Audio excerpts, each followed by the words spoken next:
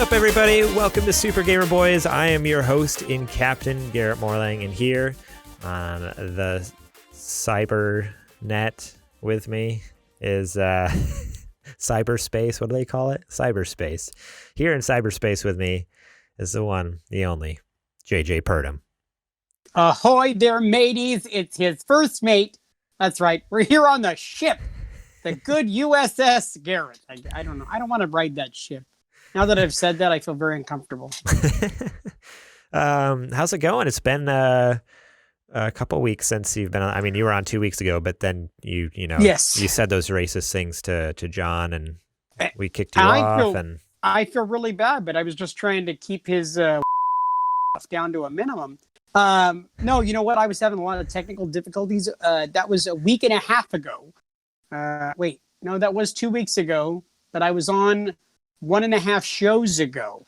Yeah, 1.5 shows ago. That's what it was. Yeah, that works. Because I did about half and then I bailed. And just my whole setup sucked. I don't know if my sound is coming across a little bit better. I have upgraded my amazing equipment.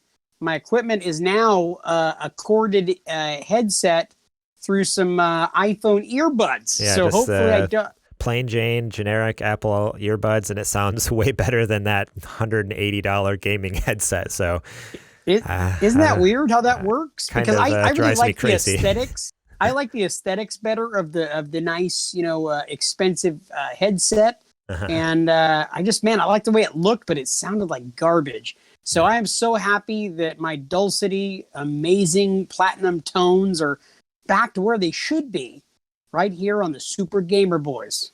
Heck yeah. And it's weird to not have Zech here because this means like right now you're the bigger of the two men on the show. So it's like, I'm used to having at least one person smaller than me, which is why I love Zech. He's cuddly. You could carry him in a purse if, you had a purse. Yeah, no, he's actually, for you audio listeners, there's no Zech this week. He just had something come up, and so I was like, you know what? Yeah, go ahead. You can take a break. You're fired, but you can take a break, so it's fine. Just don't worry about it. But you are fired, so. Yeah, I heard it was his blood pressure went up after that atrocious Xbox Series X debacle that happened this week. We'll be talking about a little later. Man, it's so foreshadowing. The foreshadowing. Man, but how's your week been? You know what? It's going fantastic. We're getting back down to a normal groove right now. Unfortunately, I am barricaded in the back room trying to record the podcast as my wife and son went shopping, and my youngest is trying to get in right now. I've got my oldest, my 16-year-old, watching her, keeping her away. I said, look, we're going to record the podcast, sweetheart. Can you just keep an eye on your sister while we're doing the show? And like most 16-year-olds, she's not great at that. So if you hear screaming and, hey, Dad, wipe my butt, that actually is my younger daughter, not my older daughter, by the way, that says that. She did that to me a couple of shows ago. She was banging on the door, and I had to jump up and go, and she was yelling through the door, wipe my butt, wipe my butt. It's weird. She's 12, but still, she's 4. She is completely potty trained. She's completely potty trained, but for some reason, figured out the whole toilet paper thing. I don't think it's that. I think that she likes to be pampered. I think that she likes to have a modicum of control. She's a lot like her mother in that regard. As far as the control issue, my wife's never had me wipe her butt. I don't know if I needed to say that or not. Yeah. It's it's good to have you back. It's definitely missed you. Missed that certain just sense of humor that I just can't quite put my finger on what it is I love about it, but there's something about it I just can't get enough of, I thank you, Garrett. And you've been so good with the whole social distancing thing, not putting your fingers on any of it. And I appreciate that very much. Very much. Good. What about you? Have you wiped any butts this week? Not yet. But actually this coming week, Thursday, we're going to start potty training my 2-year-old. So nice. Wish me some luck because you're gonna need it. I'm gonna need a lot of it, and I am not super looking forward to that. It's something that obviously needs to be done, but not something that I want to do.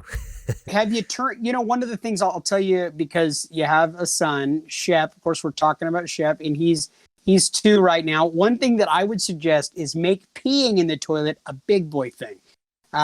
It worked for me when I learned how to do it. Make it a big boy thing. Some people, I didn't do this. Some people do what's called a pee party.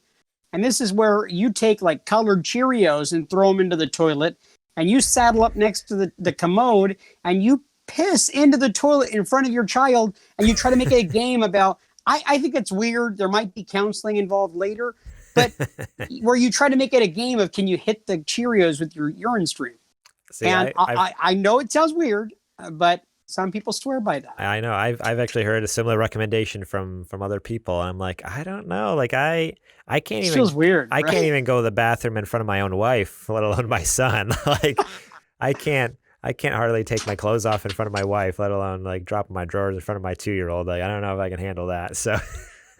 So I went with my son not that long ago. My son and I went on a really cool father-son. It was called the Being Brave Tour. It was a father-son Christian thing where we ended up going and seeing like a really great concert and having some really cool father-son moments. And it was really fantastic. And I got a book, one book to help me just be able to talk to him at his level and to be able to communicate with him. I might look at it eventually. I'm not really good at the whole reading thing, but it looks awesome on the shelf. It looks like I care sitting on the shelf. But one of the things that it talked about was there was a little study where all the men were quizzed in the audience about where to stand at the urinals when there's other men at the urinals. And funny enough, if there's a group of like 4 or 5 urinals and there's one guy standing to the far left urinal, the majority of men will pick the far urinal to stand on. That's urinal etiquette. Absolutely. You don't want to, be the weirdo who there's nobody else there, and you saddle up right next to the guy. No. And it's another weird thing is people who like try to shake hands with. It's like, dude, really? We don't do that here, No, so, when you go in a public bathroom, you basically just acknowledge that, everyone just pretends they're the only one in there, except for when you're looking for a urinal. And you go to the farthest one you possibly can. And if your only option is next to someone, absolutely, like there's no instance in the world that's ever happened that that makes it okay to like talk or acknowledge or shake anyone's hand. Like you pretend like you're the only one in there. It's just a bunch of empty walls. and I will tell you, you might not have ever seen this, but I know that for me growing up, there were troughs, a lot of open troughs for urinating. I've seen that at a couple of racetracks in the 80s. Yeah. I would never, not with a gun to my head, urinate in an open trough next to anybody else. It's just there's not enough Jim Beam in Kentucky for me to ever want to do that.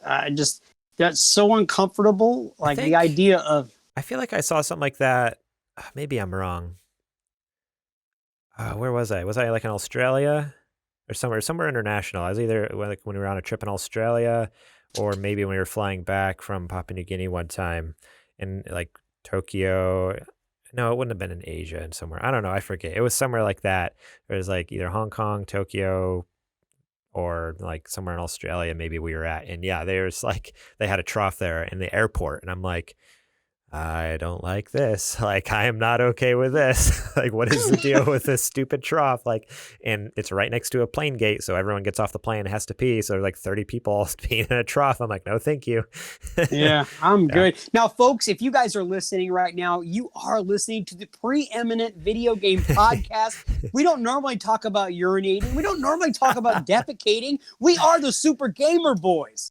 And we normally talk about video games and our lives and how video games are our lives. Yeah. So it's been a while since me and JJ have had a good talk on the podcast. That's why we're talking about urinals, for fun.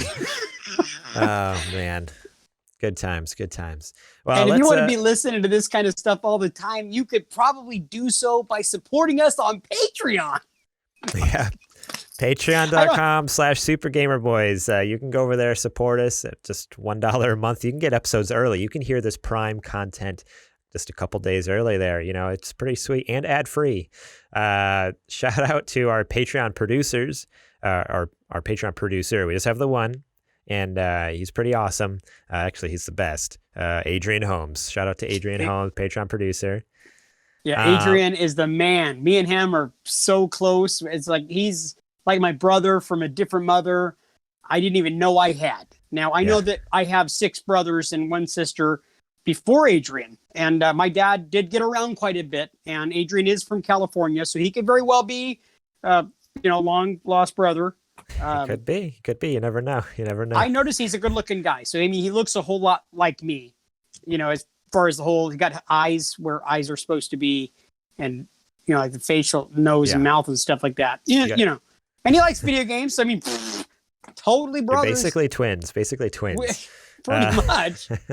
Shout out to our Patreon sponsors. We have Bill Bird, Julie Bates, Dustin Long, and Brent Fox. Thank you guys so much for all your awesome support there.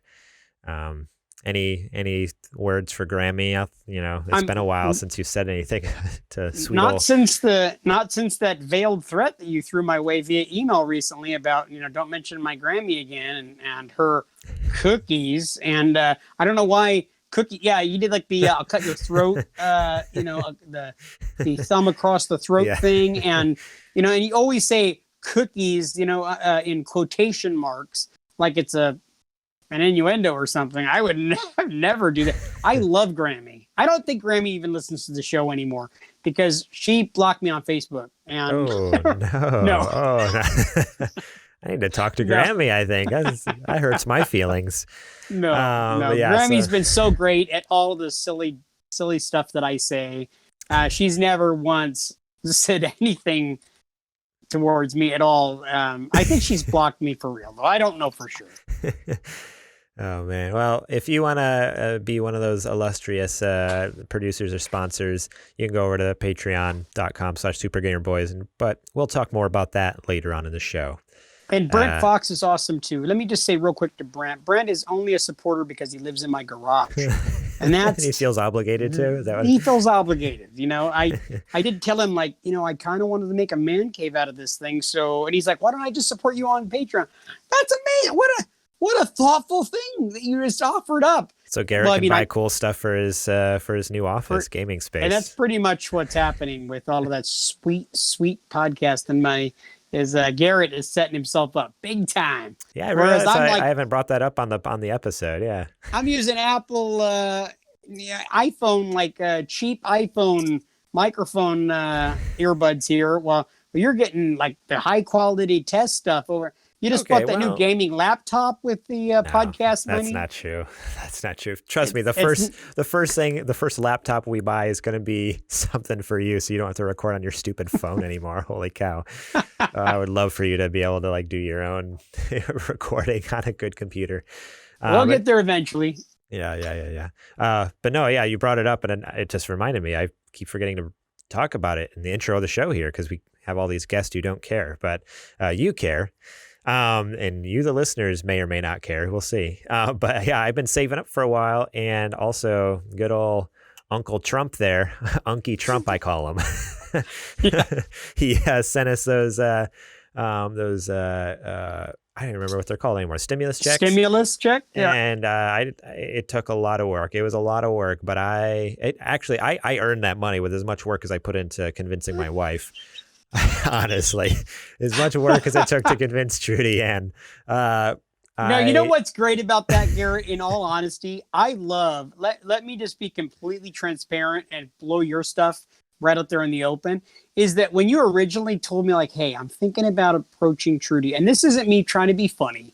This isn't me making things bigger to make it entertaining. This is fact, complete 100% fact.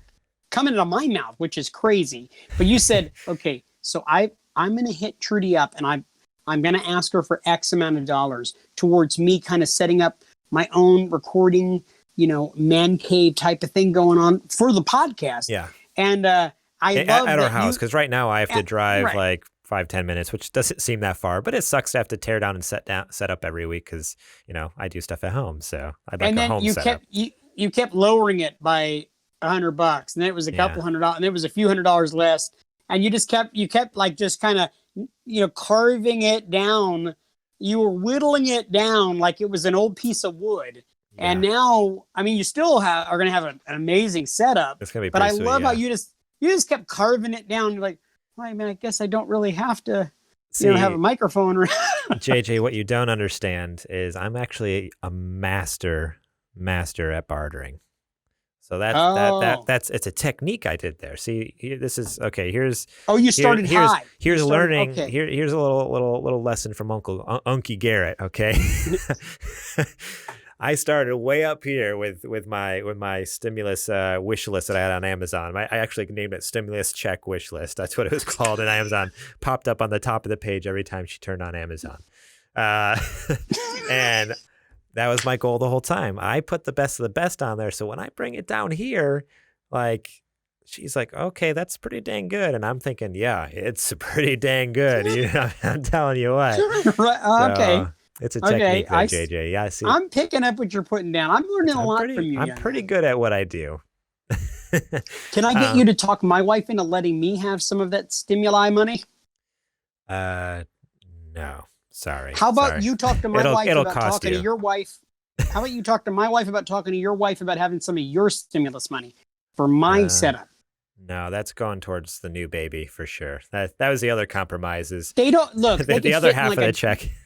Your next kid can fit in a dresser drawer. I'm just telling you. Look, they're little. They don't take up much space. Oh, no. They don't eat much food. I'm not saying that check is actually going towards a baby. It's going towards making Trudy happy because she's having a baby. Oh, okay. Well, that makes sense. That makes sense. Because at the beginning, people just they give you a bunch of diapers and stuff like that.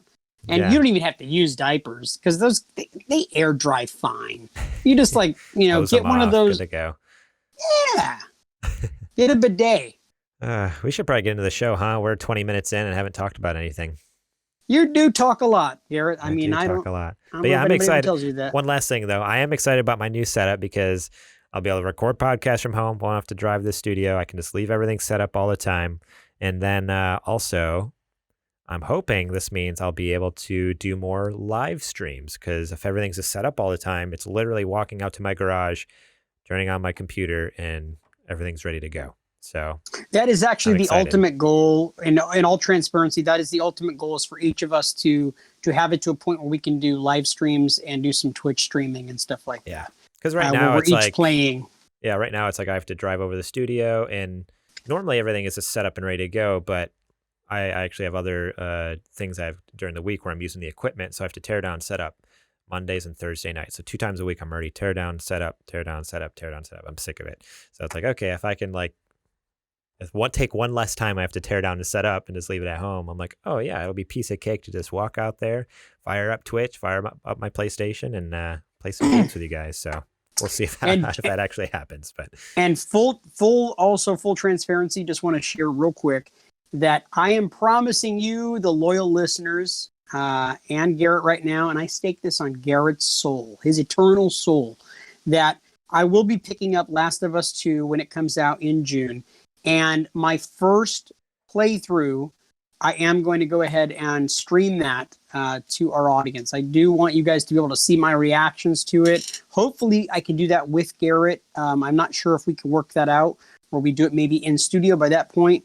We work together every day. It's social distancing. We're together every day anyway. I know you come into the office and give me a big hug and kiss. I don't like it, but you do it anyway. I know. You have asked me to stop kissing you, but it's how I show love and affection, Garrett. It's how I show love and affection. No, but I look forward to that, and it's something for you guys to maybe look forward to, because I want you guys to see the sheer joy that I have over playing this game. Oh, Garrett too. Oh yeah, Garrett too. I'm stoked. I'm stoked to get into it, but at this point, that's so far away, and I think it's time we get into something else that is called the Nerdy Nudes. It's now time for the Nerdy Nudes! Nice. That sounded so much better than... So good. Yeah. Fantastic. Alrighty, this first news story is coming from GameSpot over there, Jeremy Winslow. And this is just a little rundown of that little Xbox live stream event that happened this last week. Yeah, so it was an interesting event nonetheless. I had posted in the Discord last week after they announced it. I was like, I'm actually super stoked for this. Like, yeah, I know I'm not the big Xbox fanboy, but I'm excited for what Xbox has to bring. The Series X looks amazing. Everything they say sounds amazing. Um, and then when they said like, hey, they're going to come out like, hey, Thursday, 8 a.m., we're having a live stream where we're going to reveal a bunch of gameplay from Series X games. I'm like, okay, I'm in. Like, I'm in 100%. This is going to be gorgeous. I can't wait. They said it was going to be third party. They did say that, hey, it's not going to be, so you're not getting Halo, you're not getting Gears, but it's going to be like all some of their third party stuff. Like, well, they for sure gave us Assassin's Creed Valhalla, but then other than that, we didn't know what else was going to be shown. Thursday came, and I missed it live because I'm a normal, stupid work. Right?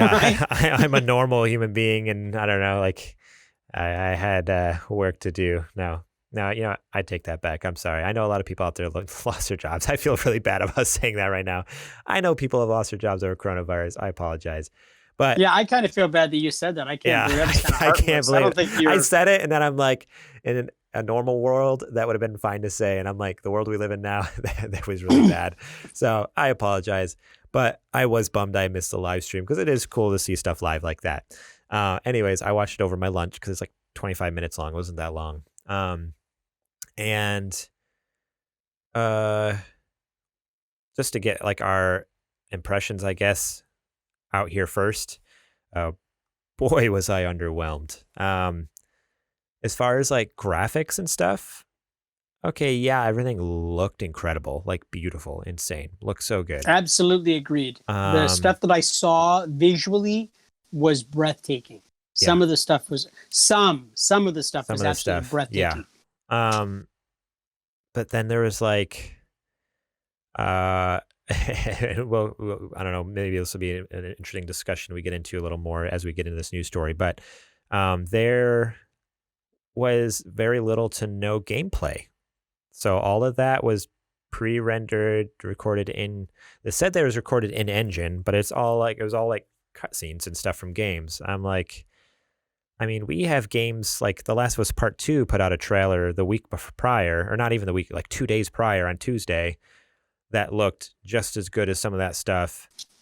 And that's a PS4 game. So why should I be so excited about the Series X when, I don't know, like, of course, a pre-rendered video is going to look good. So, and some of the gameplay did look good. What was that first one? Bright Memory Infinite?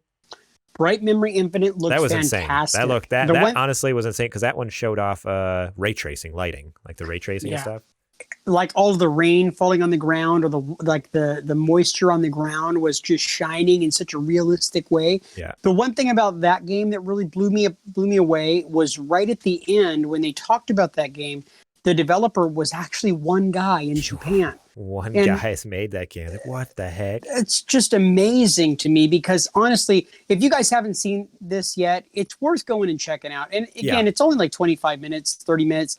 I maybe got through 2/3 of it. I just didn't have the time to watch the whole thing. But of that game, of everything I saw, that game stood out a lot to me.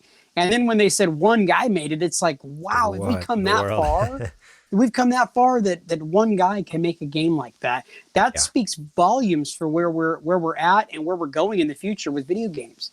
Yeah, no, it was insane. But so I don't know.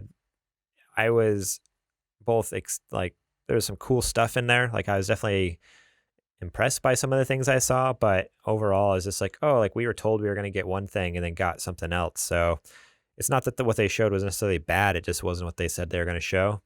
And then, like it was one of those things like, oh, this is only like slightly better than what, like, The Last of Us Part 2 trailer showed us a couple days prior. But let's get into some of these games that they announced, and then we can talk more about even our impressions afterwards. But so the very first thing they showed was that Bright Memory Infinite. Like before they even showed the Xbox screen, like it just like started into a trailer. It's like, oh, okay, here we go. Like we're going. It's a frenetic first-person shooter set in a futuristic world that also happens to contain powerful Spartan warriors. The protagonist has a zipline tool as well as access to speedy vehicles. The game is created by a single person at FYQD Studio in China. So yeah, it definitely was a weird aesthetic. Like it starts out, you have a machine gun. It's like, oh, okay, it's like a first person shooter. And then all of a sudden you pull out a sword and like you're fighting these people with big like Spartan like armor and swords. You're like, oh, okay. Like now it's a action game with like sword fighting. And then all of a sudden and even the setting, it took place almost, it looked like rural, like yeah, like out in the country somewhere, like in China or something. Like it looked like the middle of, nowhere out in the, more rural area of China. And then all of a sudden he comes up this hill and walks up to this like brick paved road, and these two like super hyper futuristic like DeLorean looking cars pull up, and it's just like, I was like so confused when I watched it at first. After I watched it a second time, I'm like, this looks freaking rad. Like this looks crazy. Like this looks so cool. But it starts out with like, just a modern machine gun. And then all of a sudden it's like, okay, it goes from a modern machine gun to a sword. And then you walk up and it's like, oh, it's like a super futuristic, like DeLorean car. It's like, I don't know what this game's about, but it looks nuts. Like I can't wait to try that. Yeah, I don't know if you have any other thoughts on that one other than like, yeah, that game right there, because that was the first game that they showed.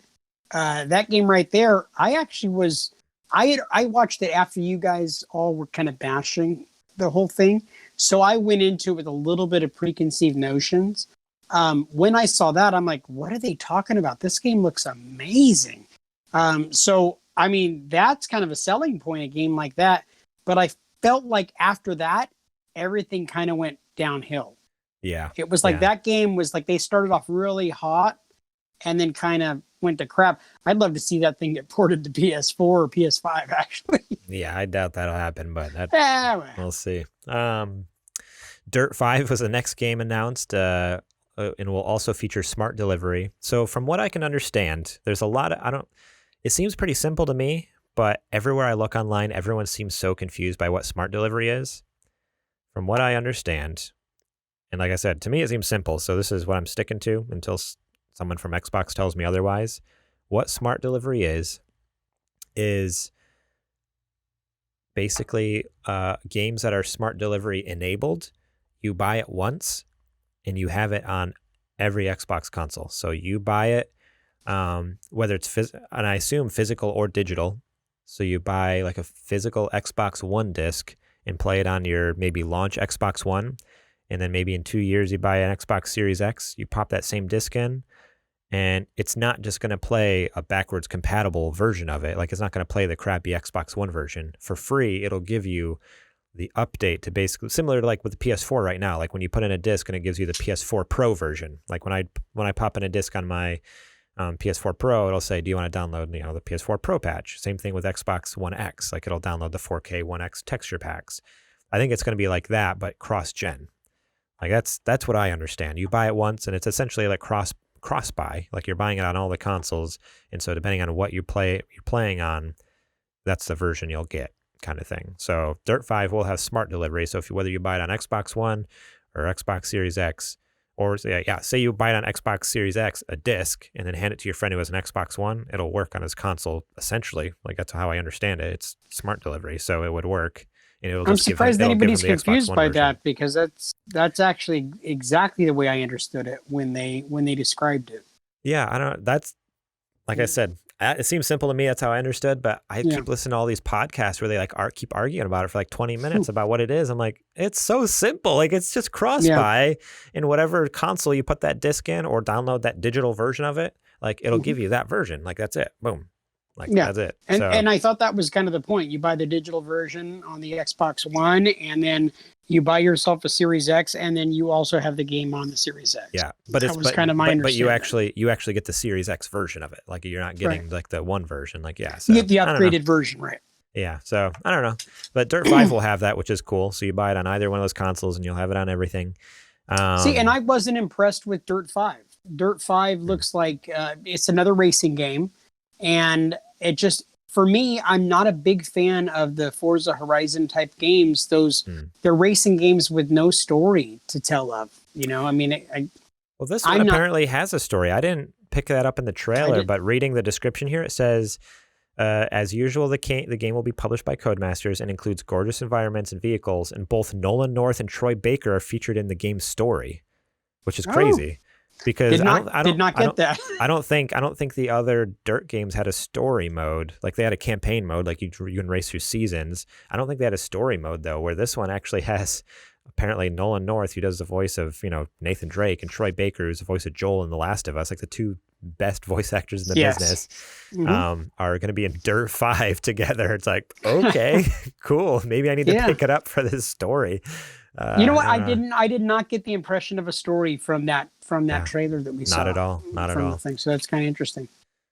The next game was Scorn. Scorn is a terrifying horror experience reminiscent of Ridley Scott's Prometheus. It is told in a non-linear structure, and you must explore an unfamiliar world with scary discoveries.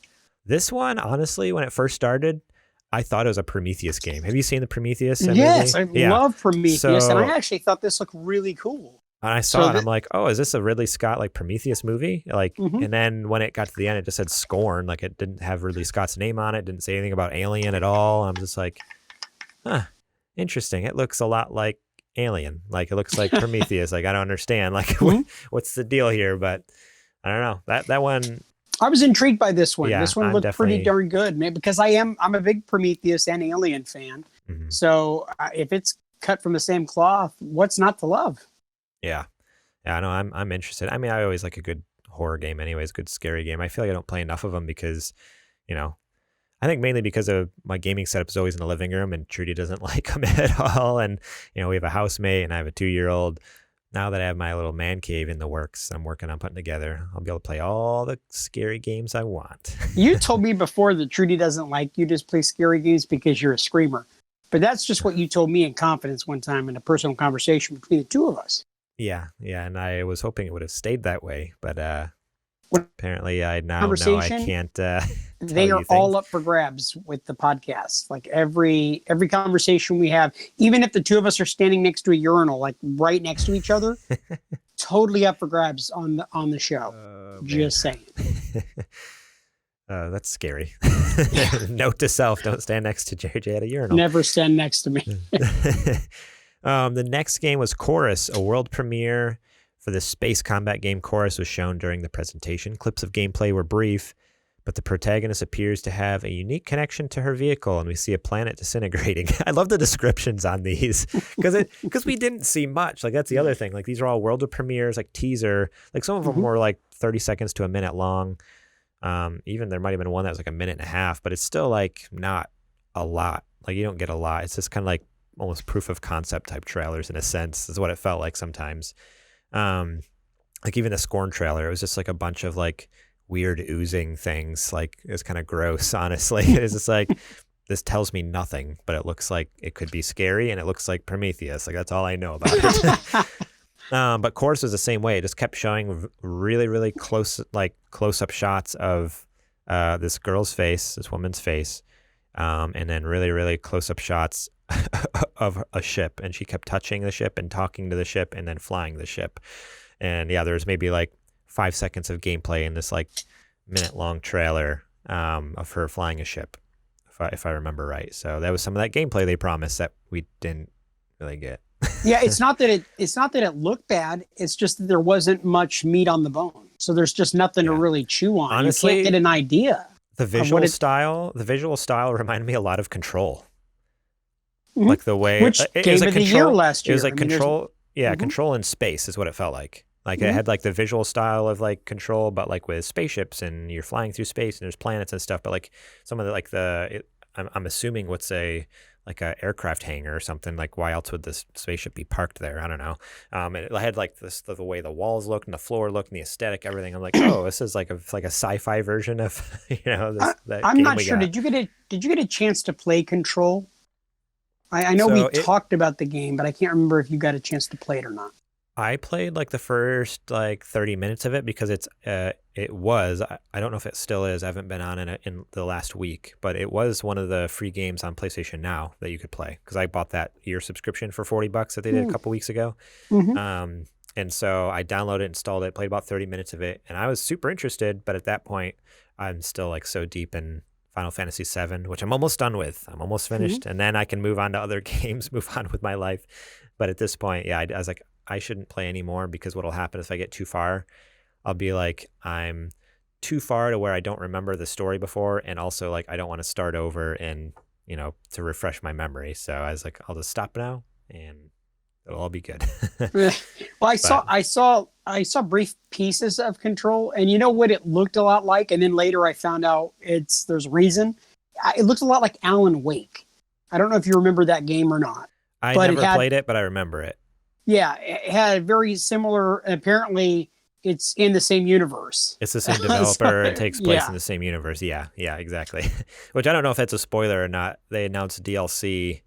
I think it's one of those things where like it's a spoiler, but it's like they put out DLC for it. Like, sorry, like it's a little late. Like if you open up the PlayStation Store, you're gonna see that there's the Alan Wake DLC for it. So sorry for all you people out there who didn't realize it was part of the Alan Wake universe. But yeah, Alan Wake was one that I definitely had heard a lot about. Never had a chance to play it. I think it was a 360 exclusive. It never came to PS3.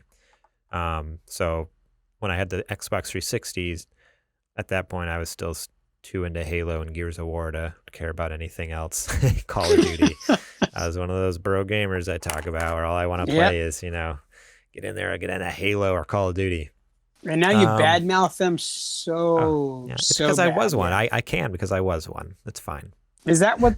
As long as you were one, you can just trash talk them, and that's how it works. Yeah. Okay. Yeah. I was just gonna move on. I was gonna make another joke, and I'll just move on. Madden 21 was the next game announced, which surprise, no one saw that coming. That next year there's going to be another Madden game. Madden 21, Patrick Mahomes. I apologize for my pronunciation. I don't watch sports. I don't know who this guy was. He honestly popped up. I'm like, I'm going to assume he's a football player. Like, I don't know. Like, I honestly didn't know he was a football player until they started showing gameplay of Madden. Because at first it just shows a guy sitting on a couch and he's talking about like, yeah, I can't wait to bring you this next game and I'm excited to do all this stuff. And I'm like, I assume this is sports, but they haven't said what sport yet. And I don't know who you are. And then finally, like, they showed football. I'm like, okay, cool, Madden. Yep, that's it. I couldn't tell you who any football players are or anything like that either. Not at all. But as expected, the game is coming to Xbox Series X. The game supports an upgrade program, meaning you'll get the game for free on Xbox Series X if you purchase on Xbox One. However, it is not smart delivery and will only be available for a limited time. So this is weird. This is one of those instances where Madden 21 will not have smart delivery, but what they're going to do is if you buy it on Xbox One and then I think next year, in the next 2 years, buy a Series X, you'll get a free upgrade to the Series X version. But there's a catch. In the fine print, and I think it was on Twitter, they posted like a little graphic, and in the fine print on the graphic, it said that deal is only available until December of 2020. So if you, you have to buy the game by December, like the end of December. So like December 31st, 2020, as long as you buy Madden 21 on Xbox One before the end of the year, then 2 years later when you buy Series X, you'll have that version. But if you buy it on January 1st of 2021, you do not get that upgrade to the Series X version, which is bizarre, like so crazy, like especially for a live stream that was like boasting like smart delivery, and then it's like this one doesn't really have smart delivery. It's actually we'll give you an upgrade, but only for a limited time, and it just seems kind of shady. But that's EA, like that's all EA does is just shady things over there all the time. So I don't know. This one, okay. I don't know how far you got into the conference, but this I didn't get any so further, bad. actually. Okay. I didn't get any further. Is this the vampire one? Is it the Vampire, the Masquerade, Bloodlines 2. It has a very long name. Vampire: The Masquerade - Bloodlines 2. That's the full is name of the colon game. Actually in the title? Does it say colon? A colon, like, the two dots. Yeah, you know what I mean. Paradox Interactive, Hardsuit Labs, and World of Darkness presented a new trailer for Vampire: The Masquerade Bloodlines 2 that showed off a twisting world, fast-paced combat, and the freedom you'll have to shape its setting to your whim. So as far as gameplay, it honestly looked pretty crazy. Like it seems like you can just do whatever you want. It seems like it's like, yeah, it's a vampire simulator. Like, hey, you're a vampire, do whatever you want, kill people, don't kill people, go on dates Is with it people. open world? Yeah, Or, yeah, it's an open. From what I could tell, it seemed like an open world game. A huge open world, and like I said, they didn't say this, but just from what I could tell from the trailer, because they did show gameplay in this trailer.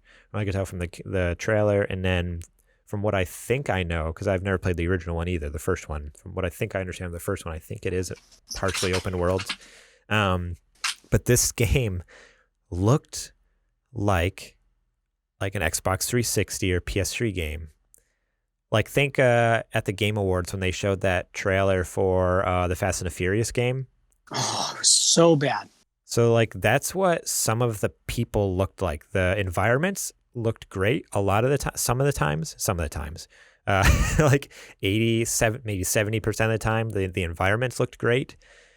But only like 20% of the time, the people looked great. Like, there's a couple of times I'm like, oh, wow, yeah, that character model looks really good. And then like all of a sudden it cuts to a scene where they're like in a nightclub or something, and it like zooms in on this woman this woman vampire trying to seduce this man or whatever, like says something to him, and like her face just looks like totally dead, like no pun intended there. Like it actually just looked total. It's like, like, oh wow, there's like the animation is really bad. And then like all of a sudden it cuts to his face.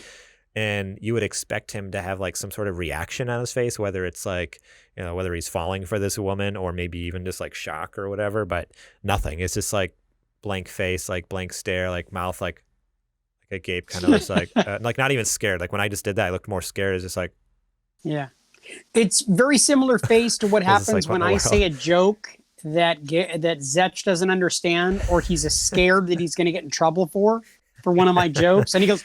And he does that face. That's the face. Yeah, that's the face you're describing right now. Yep, the same thing happened with WWE 2K20, where it just, the other games that WWE 2K were putting out were actually really great. 2K16, 17, 18, they were really great games. And then the most recent one that came out was utter dog crap. I can't remember if it was 19 or 20, but it was absolutely horrible. And the same thing with the Fast and Furious. It was the one that came out this year, yeah. Yeah, and the Fast and Furious game, same thing. It just looks like a game that they just rushed a like game. Last gen.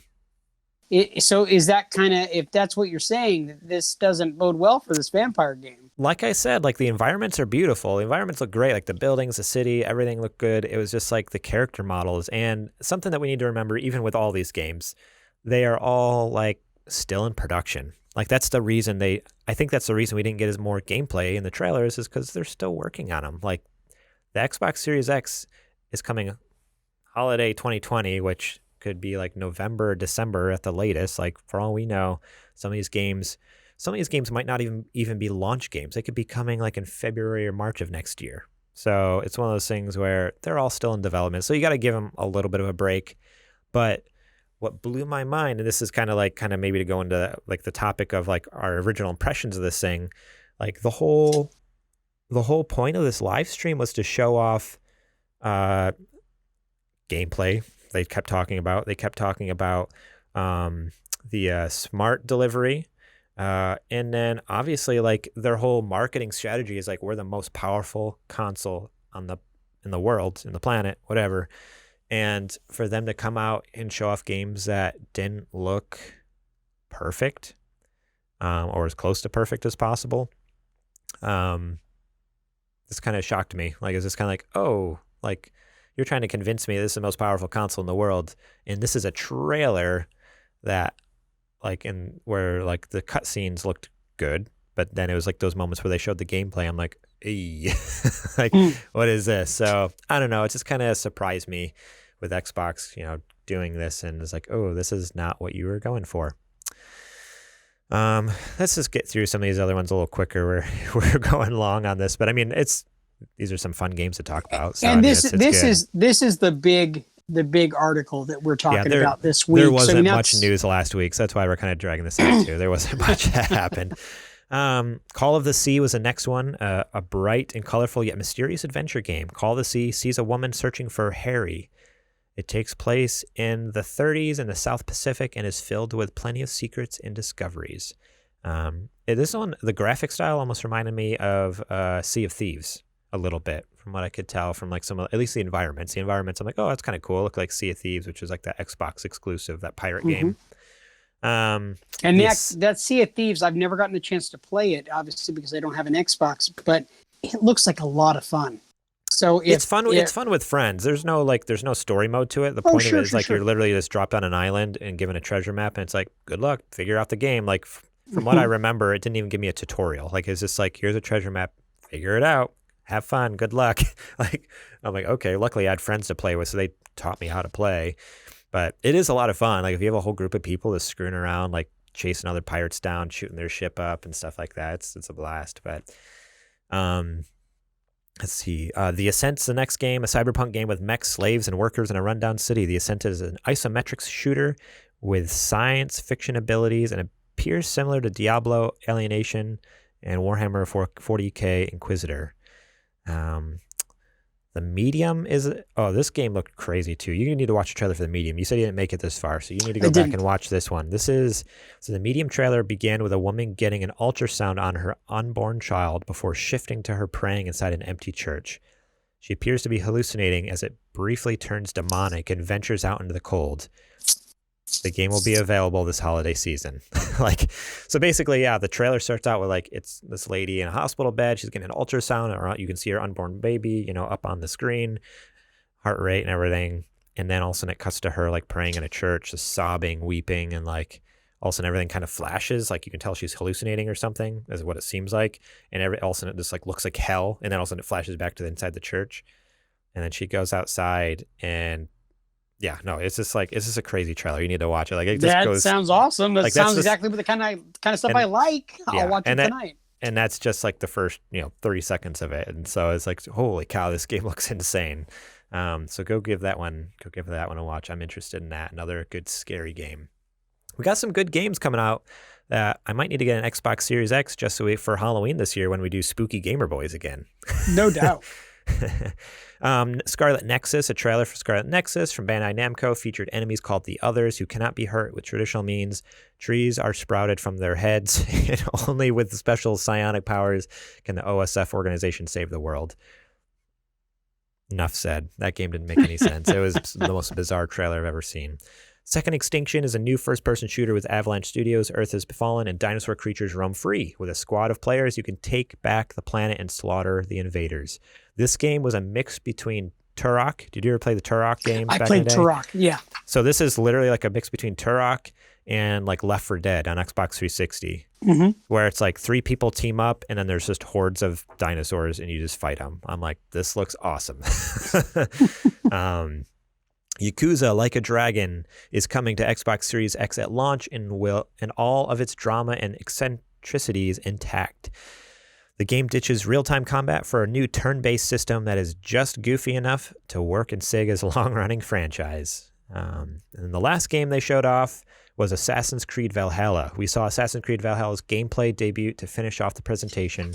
This included footage of a battering ram hitting a gate, archery, and brutal melee combat. However, the relatively short presentation showed only a glimpse of direct gameplay. So I think this was the biggest disappointment of the whole thing was they obviously announced for the very first time Assassin's Creed Valhalla last week. They showed off a trailer, and then they were like, hey, tune in next week to the Xbox conference for some gameplay. And like I was waiting, basically this is all I cared about. I was waiting the entire time to watch this trailer, and then it comes on, and I'm like, oh, at first glance, I was like, there wasn't gameplay in that. And then I went back and watched it again. I'm like, okay, I could see where there might have been gameplay in that, but it wasn't. Again, it was like one of those things where like it was like a cutscene or like it was a fraction of a second of some gameplay. Like they said, like a battering ram hitting a gate. So like boom, like that's all you see of some gameplay, or archery, like someone shooting an arrow. As long as it takes to shoot an arrow, like that's all. Like zoom, and then like it cuts to like something else. It's like, oh, that's not. When we think of gameplay, you think of someone like you see the HUD, you can see menus, you can see someone running around, like the camera behind the character, like gameplay. Like that's what. And that's sad because I thought that Valhalla looked great. Oh, it still. Don't get me wrong, it still looks amazing. I was just more bummed that we didn't see gameplay. It looks freaking amazing.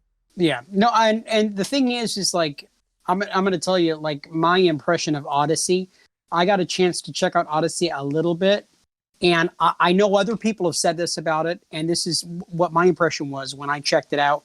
It's too much for me. It's too big. It's a giant game. So I've heard that this is supposed to be a little bit smaller, so it's not going to be as large. Me being the kind of gamer that doesn't really have 100 hours to put into games, I just was like, oh man, I can't play this game. I would never get to the main story, and I'd be super way too busy. But like Valhalla looks like something that, I mean, you beat what's that game? Red Dead Redemption 2. I mean, yes, I don't know if Odyssey was any bigger than that. Maybe it was a little bit, because I think they had DLC for Odyssey, where they didn't have DLC for Red Dead. But here's the difference, though. I grew up in an era where my dad watched old westerns the whole time I was growing up. He was a huge John Wayne fan, so because of that, there was some residual cowboy love for me. So I love being immersed in that world. Yeah. Not so much with the Assassin's Creed stuff, Right. Yeah. And I loved every minute of Red Dead. I know you're not a big fan, but that game was amazing. Absolutely amazing. I think it's a shame you've never finished it, big gamer. Sorry. It's just when a game's not fun, why waste my time, You look at me like I'm crazy. Well, because come on, that game is amazing. How is it not fun? Because you weren't good at it? Garrett, you're not good at a lot of games. Because riding around on a horse for like 15 hours before I got to the next mission isn't fun. Like, I just wanted to play the mission. I just want to get through the story. Man. Cool. Well, that's it for that Xbox rundown. So I guess to TLDR this whole thing, if you skip through the entire episode and you're just tuning in now, all of a sudden you're like, man, they've been talking about this thing forever. Here's the final thoughts. There's a lot of cool stuff. There was some stuff that looked really good, really amazing. I was just bummed that they didn't follow through the way they made it sound like they're going to with gameplay and stuff like that. Like, I was really excited to see real life. Like, I want to see it right in my face exactly what this is going to look like when you fire up a Series X. Like, that's almost what I expected. Like, they're going to plug in a Series X and fire it up and let's see it. And that's not what happened. So that's how I feel about it. Cool stuff, awesome games. Some of them were, but then, why did they promise gameplay if there wasn't that much? So, well, one other thing that they did promise is they promised that they're going to be coming out with new stuff. I don't remember if they said every week or more often. So that is something that you were right. Every Xbox 20, they're calling it Xbox 2020, will occur every month throughout the rest of the year, with each live stream featuring different content surrounding the games. The company's various arms. This includes focusing on things like Xbox Series X, Xbox Game Studios, Xbox Game Pass, xCloud, and more. So I know in not next month, but the month after, in July, they're going to do one. It's going to have focus on the first-party games. So like Halo, Gears of War, Forza, all that stuff. You'll probably see more at that point. There's still hope for the Xbox X here, or the Series X. I think 100%. that we're not blasting them. I know we're Sony ponies, and I know that Zech is a big Xbox fan. We've got a lot of listeners, a lot of people who are very proficient in our Discord that are huge Xbox fans. Most of our listeners are Xbox people. Yeah. But the funny thing is, we don't hate Xbox. We're not. I would gladly get an Xbox if it put out the quality A-level games that I look for with the great stories. I am not the kind of person who goes to do bro gaming with my friends. That's not how I socialize.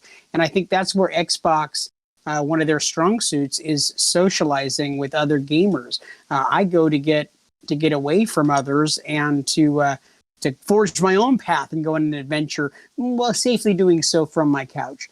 So I don't want to like crap all over Xbox. I just feel like this was a big letdown for what I saw. I said I saw about 2/3 of it, and I think some of the stuff looked really good. But in my final impression, I think that you're going to have to do more to lull some of the Sony people over to buying a Series X for this Yeah. generation. You're going to have to do more, guys. This definitely wasn't like a final nail in the coffin by any means, but it just means, because yeah, I'm still optimistic. I'm like, well, yeah, these were third party, and these weren't even like, these were third party developers, but they weren't even like the third party developers, because there's AAA third party developers. Like, I mean, Ubisoft is one of them, so I expected more from Ubisoft, but like we didn't see anything from Bethesda. We didn't see anything from we saw Madden from EA, but I'm sure EA will have more. We didn't see much from EA. Okay, like what is I don't know, like Gearbox is working on something for PlayStation. Are they going to have something for Xbox as well? There's all these like big name third party developers that we haven't, Square Enix, like what are they going to have? Like they just finished up Final Fantasy VII. Are they going to reveal something? So yeah, I expected to see also more of that at this, and when I didn't see that, I'm like, okay, well, basically what that tells me then is there's more to come, which gives me hope. So I'm still hopeful, and I hope the best for Xbox. Like I don't want them to fail. Like I want the Series X. I want the Series X to be freaking awesome, because if it is, like heck, like maybe one day I'll pick one up. But definitely, yeah, we'll see. We will see. And also keep this in mind: when a large company, has competition, it breeds better ingenuity. So with Xbox doing well, that only means that Sony is going to be pushed to continue to put out good stuff, and vice versa. So the same thing with a McDonald's hamburger versus Burger King or Chick-fil-A or whatever. When you have competition, that keeps everybody up at putting out quality crap. So I hope that they both do well this time around. But more than likely, we've already kind of landed on we're probably going to be going with the PS5. Almost 100% positive that that's the case. Yeah, unless PlayStation totally comes out and just whiffs it and craps the bed. Yeah, if they get out and like crap the bed. There's like there's going to be 2 games at launch, and that's the other thing. Like with the whole smart delivery thing, Xbox is 100% like forcing Sony's hand. Like if Sony doesn't have something similar to smart delivery on their system, honestly, that's going to be a huge blow. Like even for me as a huge Sony fan, like that does make me question, like, oh, okay, like, yeah, they're going to have all the exclusives, but I have to buy games twice to get the better experience. Like that sucks. So right. In my opinion, in my professional opinion, I believe that professionals now. Yeah. Fake it till you make it, JJ. Fake it till you make it. I've been saying that my whole life. That's actually my motto. I have it stitched in my underwear. I'm just kidding. I'm not wearing underwear. I believe that, yeah, Sony will, like, they definitely have something like their own version of smart delivery. They have to. And if they don't, boy, they just killed a lot of sales right there by not having that. It's going to be huge, because if Xbox can come out and be like, we have this and Sony doesn't, it's going to be like what PlayStation did to Xbox at the beginning of this generation, when Xbox originally wouldn't let you share games. Once a game was used on your system, a physical disc, you couldn't use it on. There's no trading in disc or no swapping disc. So, yeah, basically that's exactly what it would be like. And I think very quickly Sony would turn around and have to rectify that, which is what Xbox did. Eventually, they obviously changed that. Like, oh, actually, you can share games. It's okay now to share games. Sorry, like we were just kidding before. So. I don't know. I imagine Sony either has to have that at launch or very quickly afterwards. I'm kind of sad right now that Zech isn't on the show this week. That Zech took the week off, because he's so much smarter than the two of us. Oh, is that what happened? Okay. I fired him, yeah. I was going to say he's so much smarter than the both of us put together. But he just has that whole, he's an Xbox guy. So I know that he'd just be ripping into us right now and like tearing us up. What do you mean? I've been saying nothing but good about Xbox, about how like if Sony doesn't have this thing, like Xbox is going to be the winner. Like I literally just said that.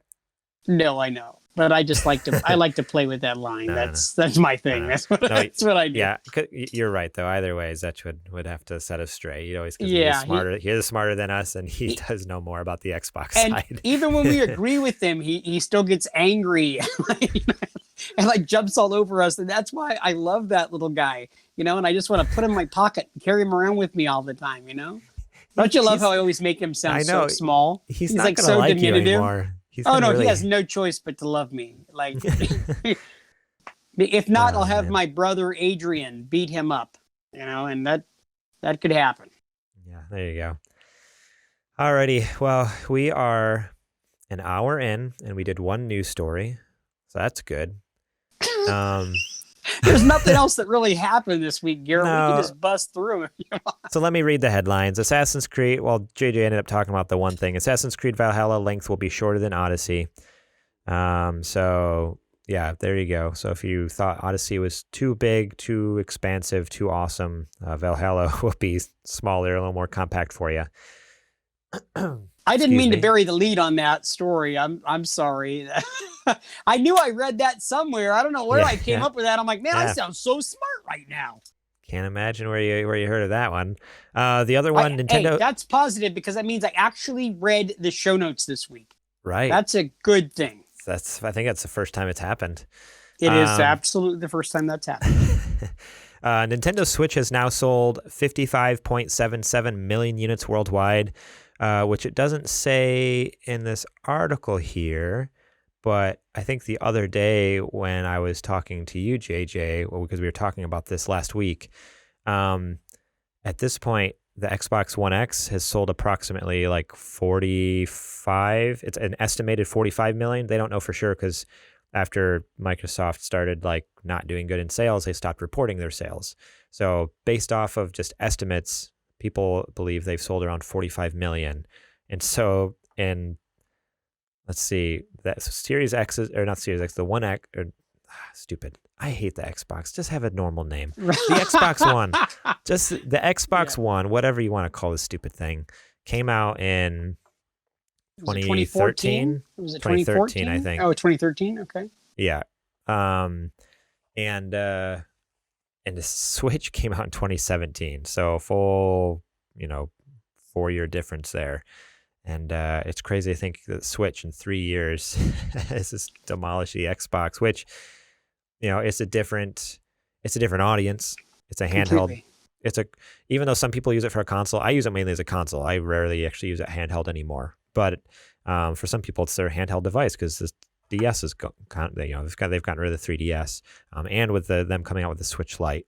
So there's obviously a lot of factors that play into those sales, and the fact that we've been stuck indoors for the past month and a half and no one has anything else to do, so Switches have been sold out for the past month. You got to remember that's a big reason. Yes, they already were kicking butt. They already were like selling like hotcakes, but over the course of this, being social distance and locked and with indoors, Animal Crossing coming out at the same time, it has blown up, and you cannot find Nintendo Switches anywhere. You absolutely cannot find them Animal anywhere. Crossing sold out. Everything is just like going. It's just insane. Yeah. The ones that are available on eBay or Amazon are going for upwards of $500 and $600. I mean, they're people are price gouging because you can't find them anywhere. However, you can still find Nintendo Switch Lites. Those are much more easily accessible. In fact, I did try to work on my wife, Janet, a couple of days ago. I think yesterday or the day before. I said, hey, it's an investment.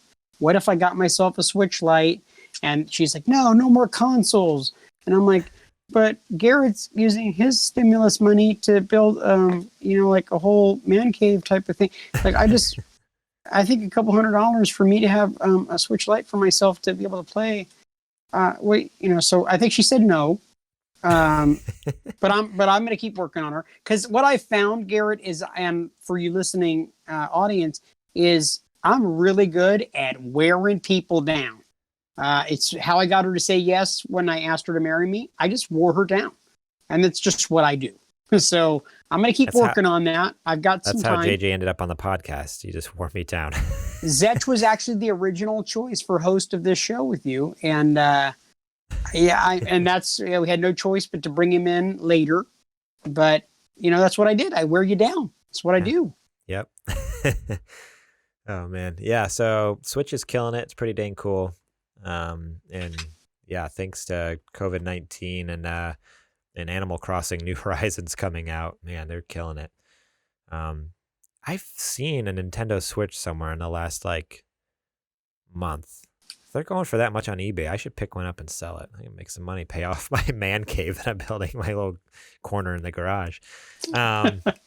Anyways, the last story, there's a cool indie game event happening in June it's called the Guerrilla Collective, which I believe it's attached to Guerrilla Games, which is the developer who did Horizon Zero Dawn and the Killzone series. So that's happening June 6th to June 8th. That's going to be part of IGN's Summer of Gaming Showcase. So looking at that if you're interested. There's a lot of cool indie games out there. So yeah, it might be cool to watch that one.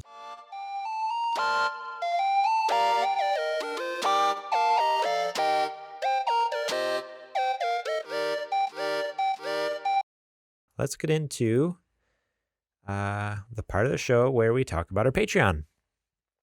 So if you haven't already, go check out supergamerboys.com/Patreon. Over there for just $1 a month, you can get our episodes early and ad-free, the audio versions. And then $5 a month, you get the show notes. $10 a month, you get the shout out on the show as a sponsor. $15 a month, you become a producer. And at that point, you can get also pitch us on segments that we do in the show. So we actually, Adrian Holmes, our Patreon producer, he sent me a message on Twitter with a new segment. I'm excited to work on that one, maybe with Zech for next week. Unfortunately, JJ, I don't think you'll be able to, I don't think you'll have much to say in it, but he does give you a job though. You do have something to do while we're doing it. So there's something for everyone. There's something for everyone there. Okay. Okay. I get it. I'm the dumb one. Look, I'm not even going to deny it, Garrett. I'm sorry. You have to find out this way, but. Oh, no, I already knew. I already knew. Phew, good. I misspell my own name, and it's 2 initials, Garrett. So how is that possible? Yeah, good question. So yeah, if you love what we do, if you want to support us, please go to supergamerboys.com/ or patreon.com/supergamerboys. It's quick and easy to do. Check out our tiers over there. We have some, you can take a look at all the tiers, what we offer. And we very much appreciate all you guys who do support us. We honestly wouldn't be able to do so much without you guys because, it does go towards games and movies that we watch and rent and play. Whether it's something at this point, we're not going to movie theaters, but we're renting something off Amazon. We're buying a new game like a couple months ago with all that stuff that came out with Animal Crossing and Final Fantasy VII. Jedi, this new Star Wars game that came out last November, that could not have been done without you guys. So thank you very much. And if you want us to be able to keep on buying those games to talk about on the show, head over to Patreon. We very much appreciate that. So back to the show.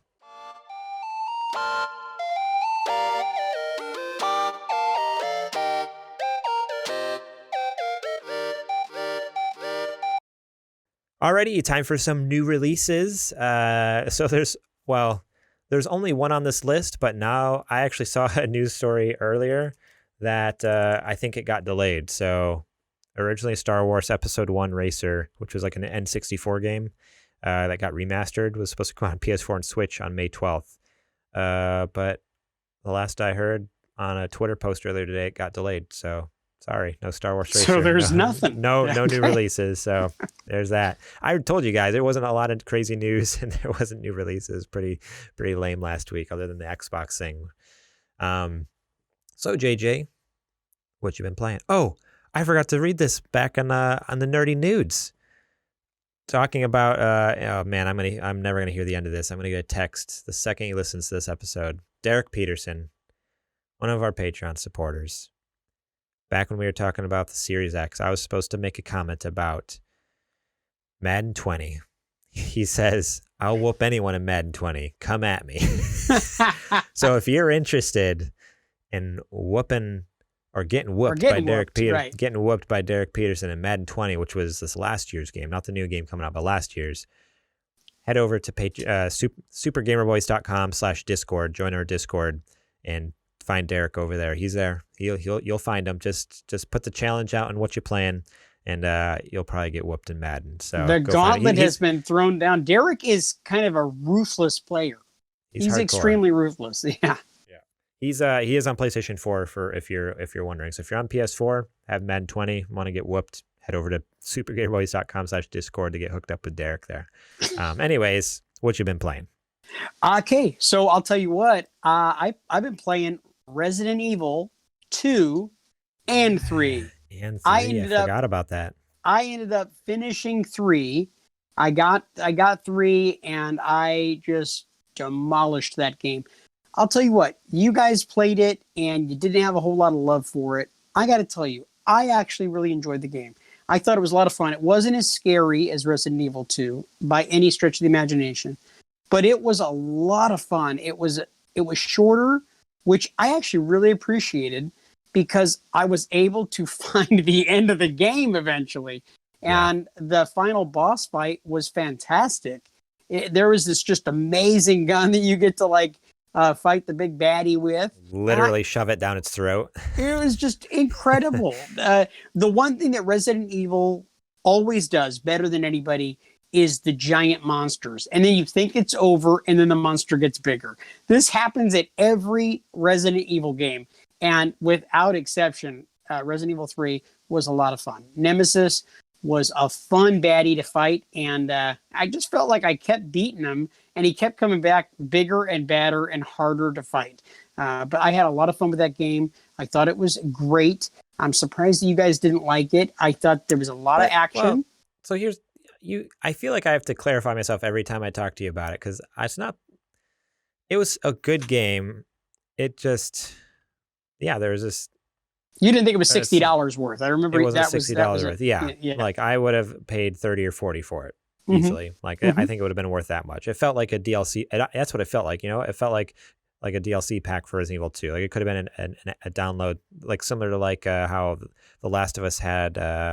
What was that DLC pack that I had? It was like an extra story about Ellie. It was like a prequel story. Oh, yes. Where she was alone in the mall. Left Behind or something or something like that. Yeah. So that's almost what it felt like it should have been. Like it could have been like, oh, this is like a DLC pack for an extra $20-$30 or something. I mean, I think it was worth more like 40. It wasn't worth 20 bucks, but you know what I mean? Like it didn't feel like a full game. And then as far as Resident Evil 2, so I was home quite a bit, and I took a couple of extra days off, had a little vacation at home, and I got to play a lot of games. So all I was playing was Resident Evil 3 and 2. So I was playing 2, I took the time away to play 3, finished 3, and then jumped back over to 2. And I got right at the very end of 2. Exactly at the end, fighting the boss at the very last part of it. And I rage quit. I did not finish the game. I had to stop. I was too low on health to beat the bad guy. I kept dying over and over and over again. Jeez. But I also was finding strife because my wife was sleeping on the couch, and every time she's turning around, she's seeing me play this demonic game. And so she said, you're playing the most demonic game, and your children are in the house, and why are you playing these horrible games? And so I felt guilty about playing the game. And so that was partially the reason why I stopped, was because I felt like I am playing these horrible, horrible games. My kids can't be in the room when I'm playing them. So I literally gave up on finishing part 2. I could have probably done it. I think I had enough health to do it, but it would have taken me a lot more time. And I felt like I got everything I wanted out of the game. I did have a whole lot of fun. The one negative that I can say about Resident Evil 2 is way, way too much going back and forth throughout the police station, getting stuff. It just felt like, now I got to run back over here and now back over to this place. And I just felt like it was really too repetitive. And you got to go grab this key, and then you got to run back over here. I liked that 3, you didn't have to do that as much. I Yeah, not really as felt like yeah. 3 you weren't having to do that as much. Well, But three in some cases even felt like a little bit of a quote unquote open world, I guess you could say. Like whereas like you were free to explore like large areas at a time and just like do what you want, go ahead. It's like yeah, okay, this is interesting. but ultimately I got my money's worth out of 2 and 3, mostly because I didn't pay for either of them. Yeah, you are correct. One was mine and the other was from Super Gamer Boy. So thank you so much to our supporters there. um, yeah. So no, I'm glad you enjoyed those because they are both fun games, and I definitely loved 2 a lot more. So yeah, I'm glad you were able to have fun with them, enjoy those, and yeah, I was honestly surprised when you told me you finished 3. I'm like, oh, you like burned through that quick. But I mean, I know it was a short game, but let me tell you real quick. I just have to add this about 2 because I don't think I've said this out loud. I know I said it to you, but I haven't said it on the show. When Tyrant gets introduced in the game, it is one of the most terrifying things that I have ever dealt with in my entire life. When that guy is, coming and the music starts and you hear his footsteps, I swear I have never been. My heart was trying to come out of my chest, and like it legitimately scared the crap out of me because he was like boom, boom, and I'm like, oh my gosh, where do I go? And really, really got bad was when I was in the main hall, and then I hear the footsteps coming, and I'm like, no, that was always a safe zone. And then he actually comes into the main hall, and I was like, there is no way. And it freaked me out. I'm so serious. It scared the crap out of me. I implore you guys, if you guys have not played either of those Resident Evil games, Resident Evil 2 and 3, they're definitely worth a playthrough. They are fun. They're very 100%, fun. Yeah. No. But don't play them in the dark. That's all I'm saying. They're on sale now. At least the Resident Evil 2 is on sale now because the third one's come out. So like definitely go pick up 2. 2's amazing, and then 3's still a fun game. It's still a fun game. So if you can get that out on sale, more power to you. I would say you probably could get Resident Evil 3 at a discounted price on Amazon. I'm sure people are throwing up their used copies because people did burn through it. I think it was like 5 or 6 hours or something like that. Yeah. But cool. That's awesome. I'm glad you got to play those and beat those. So I played some Final Fantasy. Nothing new other than I'm in the second to last chapter of the game. And it's doing one of those things like some games do this where I don't know, the first few chapters like take a while to get through, and then all of a sudden in the middle it goes boom, boom, boom, boom. And it feels like you're like, oh wow, I'm really jumping through these levels, jumping through these chapters really quickly. And then I got to like the second to last chapter, and I'm like, oh wow, like I only have maybe 2 hours left, and I'll beat the game. Wow. I've been in this chapter now for so stinking long, and there's so much more. It's just doing that thing where like they trick you. They make you feel like, oh, these chapters are usually between like an hour or 2 hours long. I've been in this one for 2 hours. I'm like barely halfway through it. So it's like, okay, so these last 2 chapters really could have been broken up into like 2 more chapters, but they trick you. They make you think, oh, I'm this close to beating the game. It's like, no, you have a long way to go. And so I didn't appreciate that. And maybe it's just because I suck at it. Like I haven't died yet, but boss battles are just taking me a long time. Like there's at the end here, there's just multiple boss battle after boss battle after boss battle. Like they don't even give you time to like regroup at all. Like it's just like boom, boom, boom, boom, boom, boom, do this thing. And so maybe it's just because I'm bad at the game. Like I said, I haven't died. Like I've been able to like get through it first try, but it's just like, holy cow, like I just want to beat this dang boss. I can't figure out his weakness or whatever. Like how in the world do I stun him? Like all this stuff. Like it's been tricky, but I'm loving it still. And I am more than anything just anxious to finish the game because I want to know, like I've never played the original games. And so there's characters they keep showing throughout the game and are showing up here at the end that they still haven't introduced. Like I don't know his name. I don't know the history. Why in the world is Cloud like losing his mind? Like what is going on? So I can't wait to beat the game to like know like, oh, what is this? Like this it's crazy that this like 20-some-year-old game and I don't know how it ends. Like everyone else is playing it, has played it before, and I don't know. So it's kind of crazy. Like I'm just like, I want to know what's happening. So that's a cool feeling. That is a really cool feeling to have that. Like, oh, like I was able to go into this fresh with nothing spoiled. So, which is crazy for a game that's been around for so long and it hasn't been spoiled for me somehow. I love that this game has been such a surprise sleeper hit with you, that you've just completely fallen in love with this game and this world.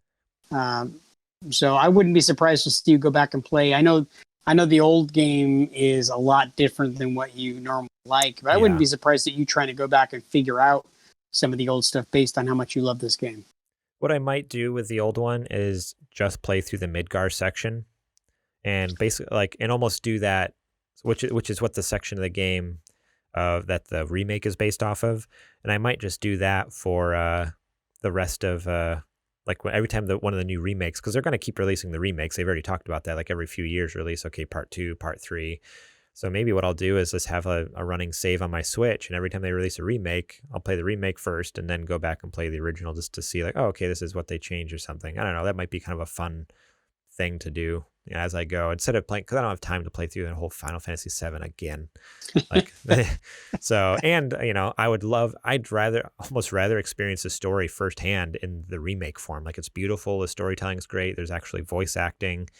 I'd rather experience the remake first. So the way that we normally play video games is normally when you're playing a game, you have another game planned out. Do you already have another game in mind for your next game that you're going to be playing? I have a bunch of games that I haven't decided which one I want to do yet. So on sale a couple weeks ago, I picked up, as per Adrian, our Patreon producer, Adrian's just constant begging, basically on Twitter. He just always posts it and will tag me. And I don't think he tagged me in it this time, but he's always like, hey Garrett, hey, look at this. Not Final Fantasy, Kingdom Hearts, the complete collection. I think it's all the games or something. I haven't even downloaded or looked at it. I don't even know. I need to download it and take a look at it. I think it's all the Kingdom Hearts games. It's normally over $100. It was on sale for $30. Whoa. And I was like, okay, Adrian, I'll bite. I'll do it. I'll do it for you.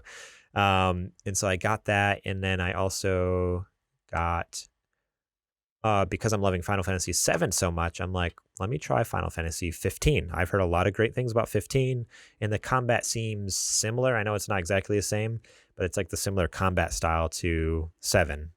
So I was like, okay, it was on sale for $12 or $13 for the deluxe edition. So it came with all the DLC too. Because that's the biggest complaint is the main game ends, and it ends, but it doesn't. The story is not over. It's it ends on a cliffhanger, and they force you to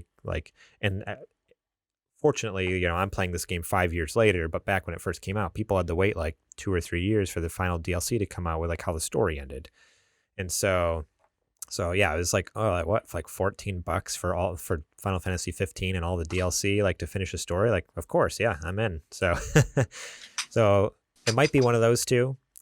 If it's not one of those two, then it might be Control, because it was on PlayStation Now. So we'll see.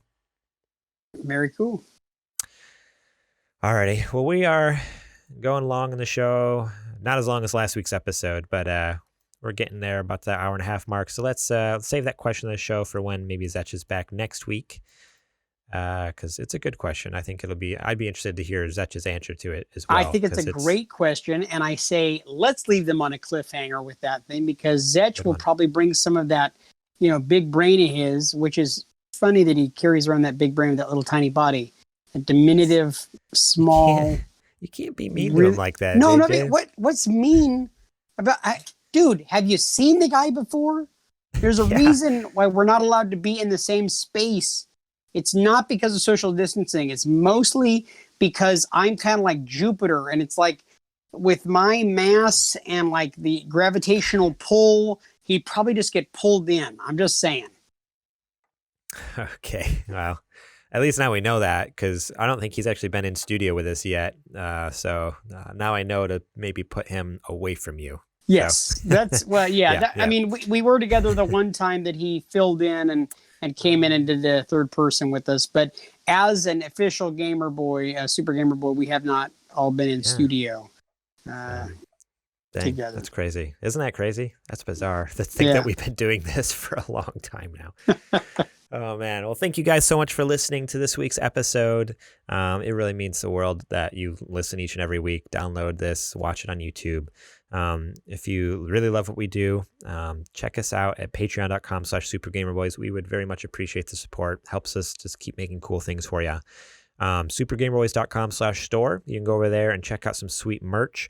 We got stickers, we got shirts, we got socks, we got phone cases. Yeah, and anything with the cartridge logo now has Zech's face, so it's all up to date over there for you. We have Tiger King underwear. You can get Tiger King underwear. We also have condoms with Garrett's face on them. No, that's a thing. Definitely don't have those. During the week, you can find us over at supergamerboys.com, Twitter and Instagram at supergamerboys, facebook.com/supergamerboys. I am on Twitter at gmorlang.